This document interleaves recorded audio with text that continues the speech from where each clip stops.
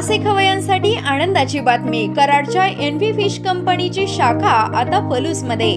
समुद्रातील पकडलेला ताजा मासा येथे उपलब्ध। पापलेट, सुरमई, फ्रॉन्स, बांगडा, रावस, चणक, कटला इत्यादी मासे वाजवी दरात। आकर्षक स्पेशल ऑफर खवय्यांच्या विश्वासास पात्र ठरलेल्या एनव्ही फिश कंपनीमध्येच मासे खरेदीसाठी आजच भेट द्या। Envy fish company, hotel RDR समोर, कराड तासगाव रोड, पलूस। संपर्क राहुल जाधव 99 75 88 36 26 आणि 70 58 58 90 66।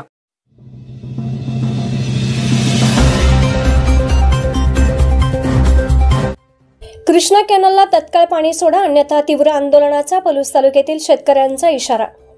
कृष्णा कॅनलमधून पाणी सोडण्यात दिरंगाई होत असल्याने पाण्याविना पिके वाळून चालली आहेत।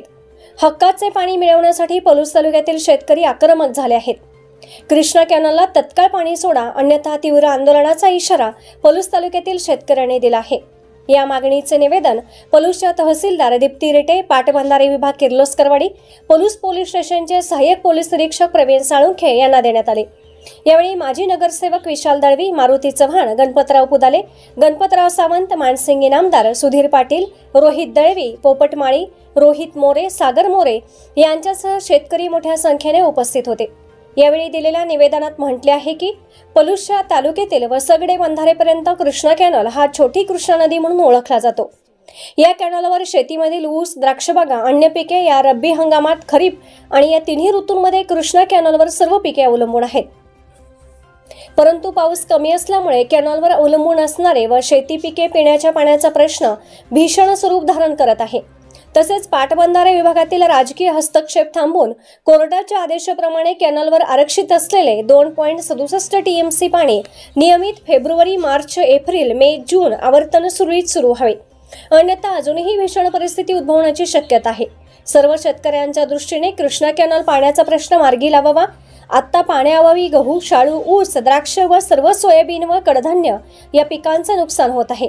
तरी 20 फेब्रुवारीपर्यंत या महिन्यातील आवर्तन वसगडेपर्यंत आले पाहिजे, अन्यथा सर्व शेतकऱ्यांच्या वतीने 20 तारखेनंतर तीव्र आंदोलन करण्याचा इशारा शेतकऱ्यांच्या वतीने देण्यात आला आहे।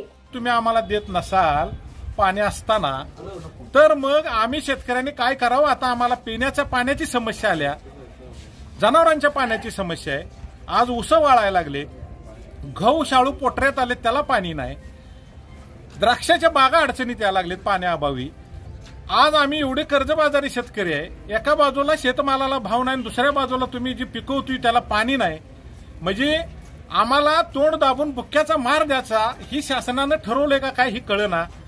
जर आमच्या उद्रेकाची आणि आमच्या सहनशीलतेची जर तुम्ही सीमा बघत असाल तर तुम्हाला भविष्यात आम्ही इथं कारभार करून देणार नाही, एवढी आमच्या शेतकऱ्यांच्या धमक आहे। फक्त आमची एक विनंती आहे की तुम्ही आमच्या संयमाचा अंत बघू नका, लवकर पाणी सोडा, हीच आमची नम्रतेची आज विनंती आहे। ह्या नम्रतेचं रूपांतर तुम्ही कदाचित आंदोलनाच्या स्वरूपात करू नये अशी माझी प्रशासनाला विनंती आहे।